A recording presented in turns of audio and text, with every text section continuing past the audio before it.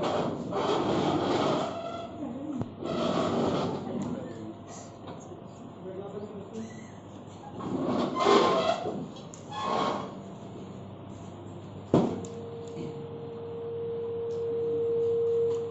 माननीय प्रधानमंत्री से अनुरोध करूंगा कि वो आज कार्यवाही का विषय संज्ञान में लाएं। धन्यवाद सभापति महोदय। मैं मेनका गांधी जी के खिलाफ निंदनीय प्रस्ताव पारित करने की अनुमति चाहता हूं। आपका निंदा प्रस्ताव सदन के पटल पर रखा जाता है। जैसा कि आपको ज्ञात हो, माननीय श्रीमती मेनका गांधी जी ने पशु चिकित्सकों के खिलाफ बहुत ही अपराध और बहुत ही खराब भाषा का प्रयोग किया है। इसका हम बहुत ही विरोध करते हैं और इसी के लिए हम इसके ये जो निंदा प्रस्ताव है उसको पारित कराने के लिए आगे बढ़ते हैं।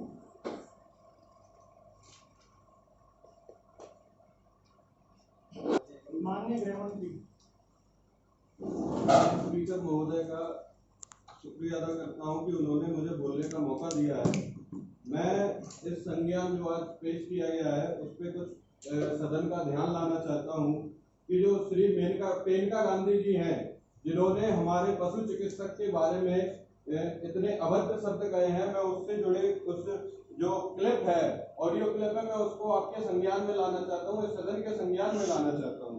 उन्होंने हमारे पशु चिकित्सकों को जी भर के गाली दी है, ऐसी गाली दी है जो मैं इस सदन में आपको बोल के भी बता नहीं सकता।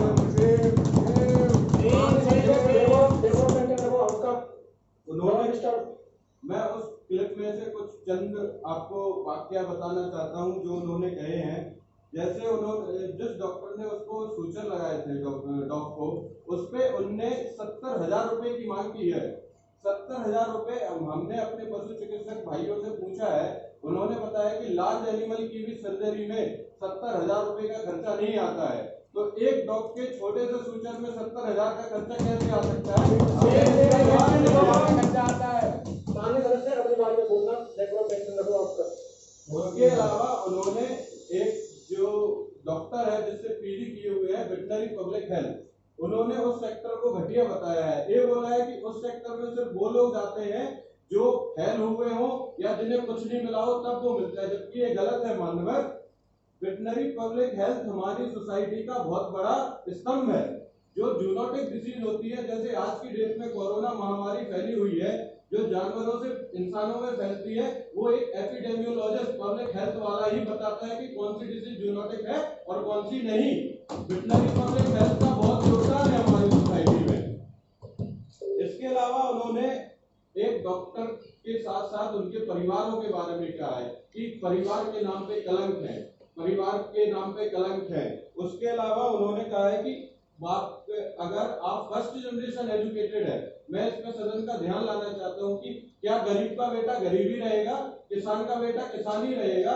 हर बाप चाहता है कि उसका बेटा उससे 4 कदम आगे निकले, हर बाप चाहता है कि उसका बेटा बड़ा आदमी बने।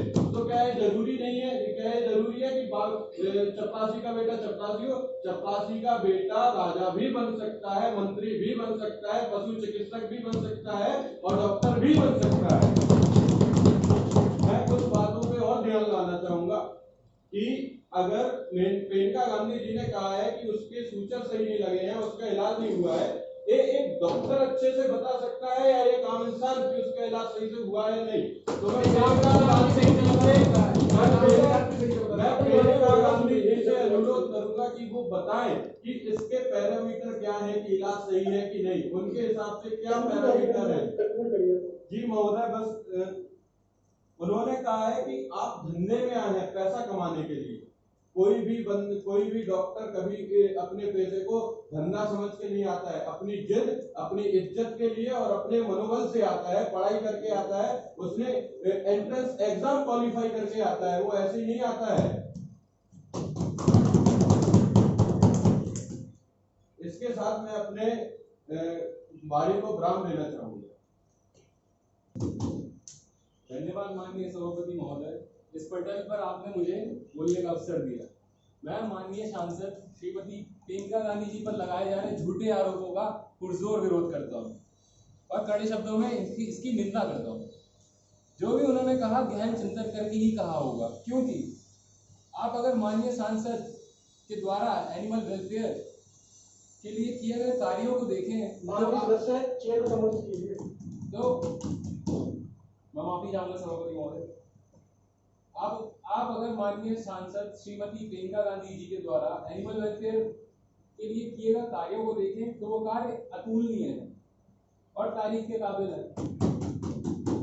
जो सोशल मीडिया पर, न्यूज चैनलों पर वायरल की जा रही ऑडियो है जिसमें अभद्र भाषा का आप जिक्र कर रहे हैं माननीय हमारे सदन के साथी, मेरी नजरों में माननीय सांसद के वह कथन उनके जानवरों के प्रति वेदना को व्यक्त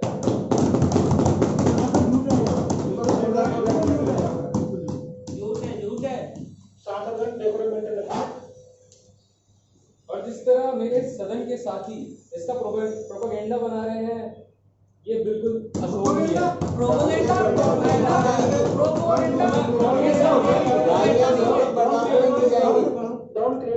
मैं पूछता हूँ, अगर हम माली, चौकीदार और किसी ड्राइवर के बच्चे को वेटनरी डॉक्टर बनने देंगे तो क्या इससे जानवरों के इलाज की गुणवत्ता में कमी नहीं आएगी?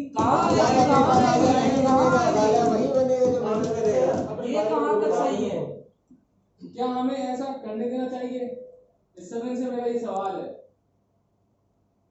अतः मेरा सदन के सभी साथियों से अनुरोध है कि अपने विचारों पर गहन चिंतन करें, क्योंकि राष्ट्रपिता महात्मा गांधी जी ने कहा था कि किसी राष्ट्र के चरित्र प्रमाण वहां के लोगों का जानवरों के प्रति व्यवहार देखकर लगाया जा सकता है। और सदन के मेरे कुछ साथी चाहते हैं कि इतना संवेदनशील कार्य हम किसी फर्स्ट जनरेशन एजुकेटेड को सौंप दें, किसी ड्राइवर या चौकीदार के बेटे को सौंप दें। ऐसा मैं बिल्कुल नहीं बोलूंगा। अगर आप थोड़ा भी कॉमन सेंस यूज करेंगे तो आप पाएंगे कि डॉक्टर का बेटा यदि डॉक्टर बनेगा तो उस पर अपने पिता का प्रभाव पड़ेगा। और अपने पिता के अपने पिता का अनुभव का अनुसरण करना उसके लिए आसान होगा, जबकि अगर एक ड्राइवर का बेटा उसी कार्य को करेगा तो उसके लिए उस कार्य को करने में बहुत कठिनाई आएगी। और मेरा सदन से अनुरोध है कि जितने भी डॉक्टर्स ने यूथनेशिया के नाम पर जीव हत्या की है उनके रजिस्ट्रेशन कैंसिल करने के लिए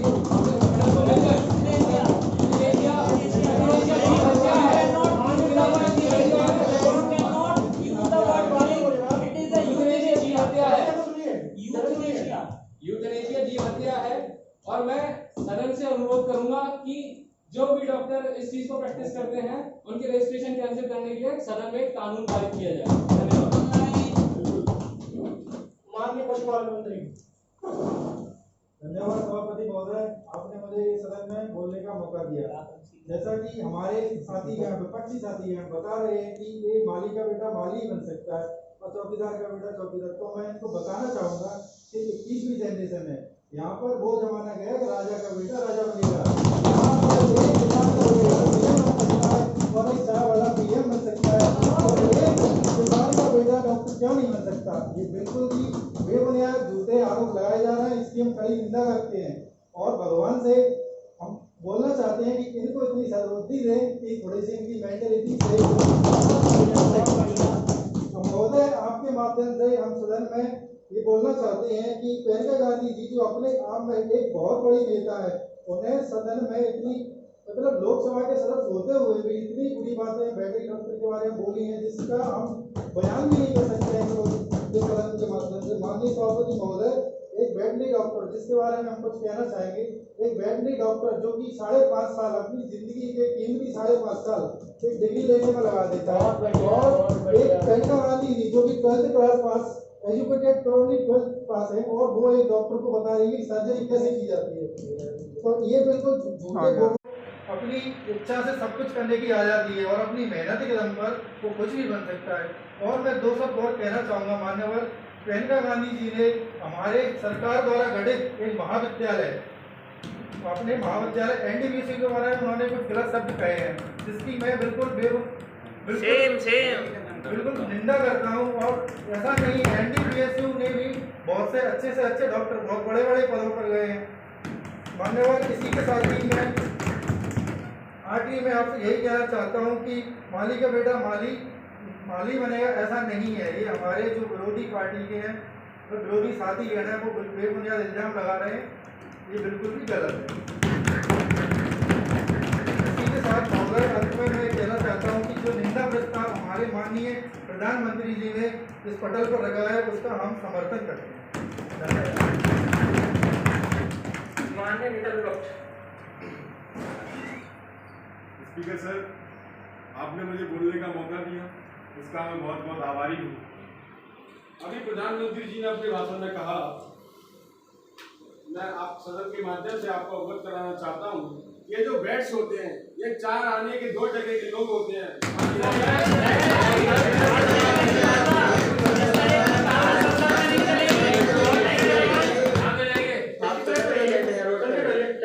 माननीय महोदय, ये 3rd ग्रेड के लोग आते हैं। माननीय महोदय, अभी पशुपालन मंत्री जी ने कहा कि 21वीं सदी में भारत देश आ गया है। मैं इनसे पूछना चाहता हूं कि अगर आज भी 21वीं सदी में अगर भारत को एक विकासशील देश बनना है तो हमें इन लोगों को पीछे छोड़ना होगा माननीय महोदय, क्योंकि ये फर्स्ट जनरेशन एजुकेटेड लोग हैं।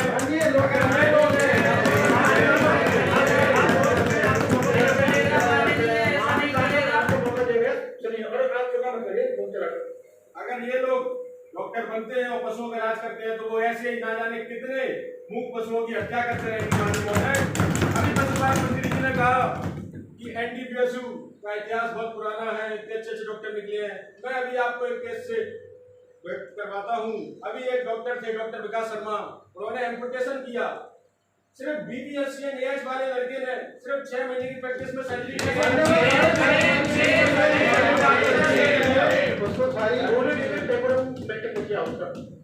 उसका पैर काट देगा माननीय महोदय।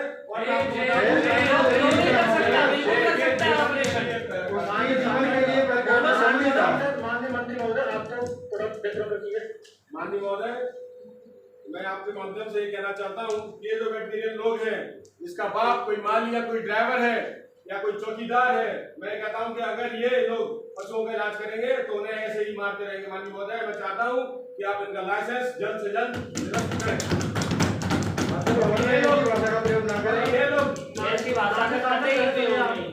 क्योंकि ये लोग जिनका बाप कोई माली या कोई चौकीदार होगा, वो सिर्फ अपने धंधे करने के लिए इस प्रोफेशन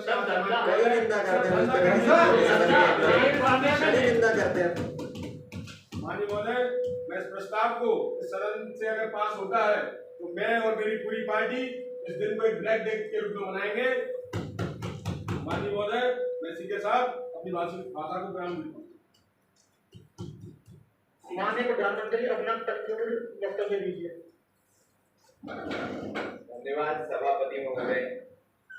माननीय सभापति महोदय, मेरा हृदय पीड़ा से भर चुका है। मेरे हृदय में ये इतनी पीड़ा अधिक है, जैसा कि अभी हमारे विपक्ष नेता उप विपक्ष नेता ने कहा। इस वातावरण में इन्होंने ये सदन के जो इज्जत को पूरी तरह धूमिल कर दिया है। यह सदन की गरिमा खत्म हो चुकी है। मेरे मन में तो यह विचार आता है कि यह अभी तक यहाँ बैठे क्यों हैं। इससे इनकी सोच का पता लगता है। हमारे देश के पशु चिकित्सक बहुत ही सम्मानीय हैं। वह एक बहुत ही नोबल प्रोफेशन से आते हैं। मुझे यह बात कहते हुए बिल्कुल भी संकोच न होगा कि ये veterinarians are the best doctor in the world. यह कथन को कहते हुए मुझे यह प्रधानमंत्री अटल बिहारी वाजपेयी जी का एक किस्सा याद आता है। एक बार वह एक डॉक्टर से मिले तो डॉक्टर ने उन्हें बताया कि एक मरीज आया था उनके पास। तो मरीज ने बोला कि सर मुझे बहुत ही दिक्कत है। तो डॉक्टर ने बोला कि आपको क्या दिक्कत है।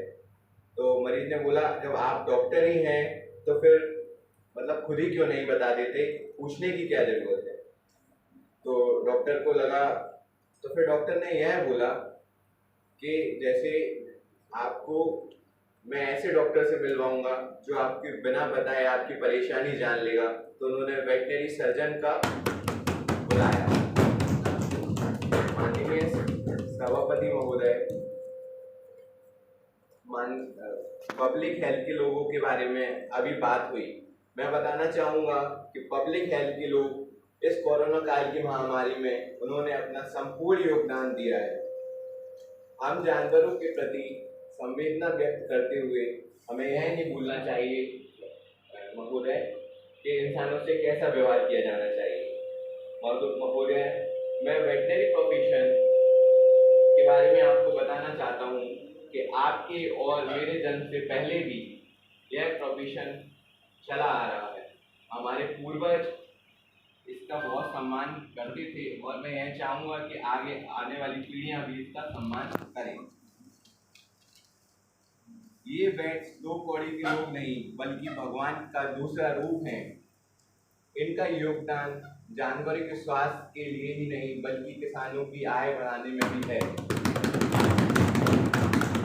इस तरह को यह ध्यान रखना चाहिए कि वह किन किन कठिन परिस्थितियों में दूर दराज के गांव में अपनी सेवाएं खुद की स्वास्थ्य की चिंता किए बगैर इंसानियत जाति के लिए कार्य कर रहे हैं।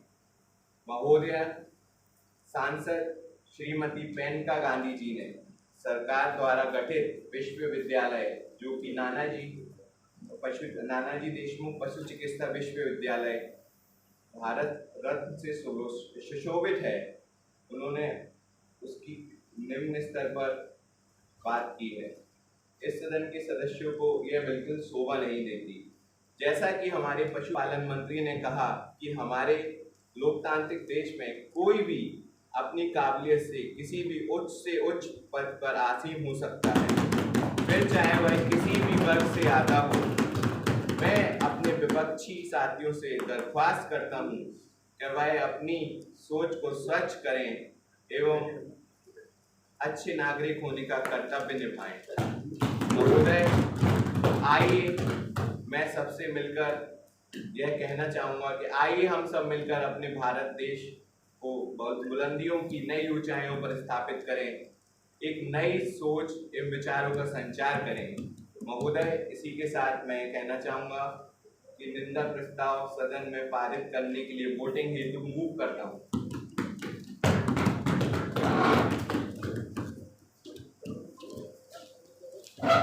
माननीय प्रधानमंत्री प्रस्ताव को क्या आगे बढ़ाया जाए? जी, सभापति महोदय।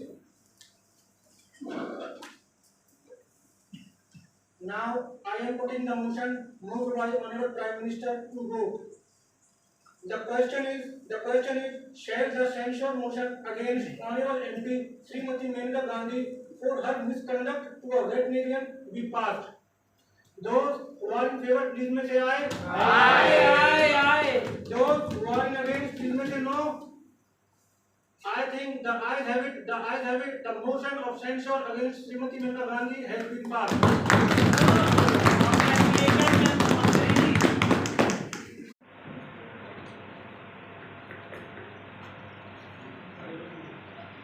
माननीय सदस्यगण, सन 1946 में देश की जनता के प्रतिनिधि के रूप में संविधान सभा का गठन किया गया था, जिसकी शक्ति देश की जनता से थी।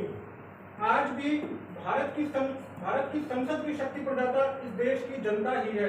इसलिए सभी सांसदों व सभी जनप्रतिनिधियों का यह कर्तव्य बनता है कि वे अपने विशेषाधिकारों के साथ ही देश की आम जनता के आत्मसम्मान का भी ध्यान रखें। इस देश में रूल ऑफ लॉ है और भारत का संविधान supreme law of the land है। इसलिए किसी भी नेता को अपने आप को देश के संविधान से ऊपर नहीं समझना चाहिए। संविधान ने जिस आजादी, बराबरी व न्याय की कल्पना की है, उसे साकार बनाने का दायित्व उन नेताओं पर है जो संविधान की शपथ लेते हैं। दुर्भाग्य से कुछ नेता अपने इस कर्तव्य से विमुख होकर खुद को ही कानून समझकर आम जनता को धमकाकर, बुरा भला कहकर उनकी गरिमा को आहत करते हैं। उन्हें यह नहीं भूलना चाहिए कि संविधान का अनुच्छेद 21 सभी लोगों को एक गरिमापूर्ण व सम्मानित जीवन जीने का अधिकार देता है। लाखों लोगों का प्रतिनिधित्व करने वाले सांसदों से ये अपेक्षाएं होती हैं कि वे अपने मर्यादित व संयमित आचरण से एक मिसाल पेश करें। दुर्भाग्य से कुछ जनप्रतिनिधि ये बात समझ नहीं पाते हैं। इस देश में गरीब, माली, चपरासी, डॉक्टर, सांसद, अधिकारी, प्रधानमंत्री व किसी बड़े उद्योगपति के बेटे को पढ़ने, नौकरी करने व देश के संसाधनों पर एक समान अधिकार है। माननीय सदस्यगण, भारतीय लोकतंत्र नेताओं और जनता के बीच परस्पर सहयोग, विश्वास और सम्मान की बुनियाद पर टिका है। ऐसे में किसी भी नेता को इस बुनियाद के विपरीत ऐसा कोई कार्य नहीं करना चाहिए जिससे लोकतंत्र की सेहत पर प्रतिकूल प्रभाव पड़े। अतः सांसद मेनका गांधी द्वारा किया गया व्यवहार इसी नकारात्मकता का एक उदाहरण है जो लोकतंत्र की बुनियाद को खोखला करती है। इसलिए माननीय सांसद को आत्मविवेचना करके अपने कृत्य के लिए माफी मांगनी चाहिए। धन्यवाद। Now the house adjourned sine die. Maneka Gandhi माफी मांगो, मेनका गांधी माफी मांगो, मेनका गांधी माफी मांगो, मेनका गांधी माफी मांगो, मेनका गांधी माफी मांगो, मेनका गांधी माफी मांगो, मेनका गांधी माफी मांगो, मेनका गांधी माफी मांगो, मेनका गांधी माफी मांगो, मेनका गांधी माफी मांगो, मेनका गांधी माफी मांगो, मेनका गांधी माफी मांगो। एनटीपीएसयू जिंदाबाद।